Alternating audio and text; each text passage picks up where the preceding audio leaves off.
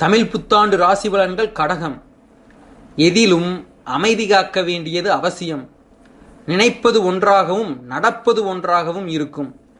மனதில் தர்ம சிந்தனைகளுக்கு தியாக உணர்வுகளுமே அதிகரிக்கும். சுயநலமின்றி அடுத்தவர்கள் நலனுக்காக அதிகம் உழைப்பீர்கள். அலைச்சல் அதிகரித்தாலும் மிகுந்த ஈடுபாட்டோடு எடுத்த காரியத்தை செய்து முடிப்பீர்கள். தைரியமும் தன்னம்பிக்கையும் அதிகரிக்கும். நிதானமான தனவரவு தொடரும். வரவிற்கும் செலவிற்கும் சரியாக இருக்கும். சேமிப்பில் ஈடுபட முடியாது. குடும்ப விஷயங்களில் உங்களது பங்களிப்பு மிகவும் அதிகரிக்கும். குடும்பத்தினரின் பணியினை மட்டும் சிரமேற்கொண்டு செய்து வரும் நீங்கள் உங்கள் உடல்நிலையிலும் அவ்வப்போது அக்கறை காட்டுவது நல்லது. சிக்கலான நேரத்தில் அதிகம் பேசாது அமைதி காப்பது அவசியம். ஞாபக மறதியினால் அவதிப்படுவீர்கள். உடன் பிறந்தோர் உதவிகரமாக இருப்பார்கள்.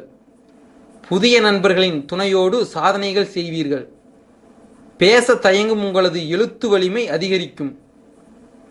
மன ஓட்டங்கள் எண்ணங்களாய் கதை கட்டுரைகளாக வெளிப்படுத்துவீர்கள். உறவினர்களால் குடும்ப செலவுகள் அதிகரிக்கும். அவர்களால் கலகம் ஏற்படும். குழந்தைகள் மீது பாசம் அதிகரிக்கும். அவர்களது வாழ்வில் சுப நிகழ்ச்சிகளை நடத்துவதற்கு அச்சாரம் போடுவீர்கள். பொதுவாக இவ்வருடம் உங்கள் நற்பெயரை பெற்றுத்தரும். சங்கடங்கள் இருந்தாலும் தொட்டது துலங்கும். வெற்றிகரமான சூழலிலும் நிலவும். மொத்தத்தில் நற்பலன்களை தருகின்ற வருடமாக இருக்கும். மாணவர்கள் எழுத்துத்திறன் அதிகரிக்கும்.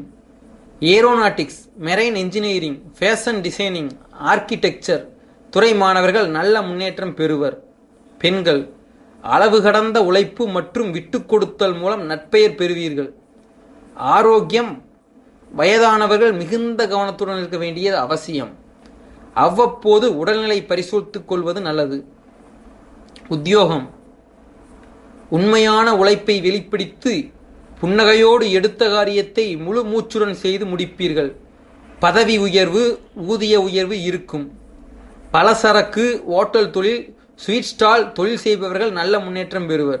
பரிகாரம். பிரதி சனிக்கிழமைகளில் அனுமன் ஆலயத்திற்கு சென்று 8 முறை பிரதர்சனம் செய்து வெண்ணெய் சாற்றி வாழைப்பழ நைவேத்தியம் செய்யலாம். நேரம் கிடைக்கும் போது நாமக்கல் ஆஞ்சநேயர் ஆலயத்திற்கு சென்று வழிபடுவது நல்லது.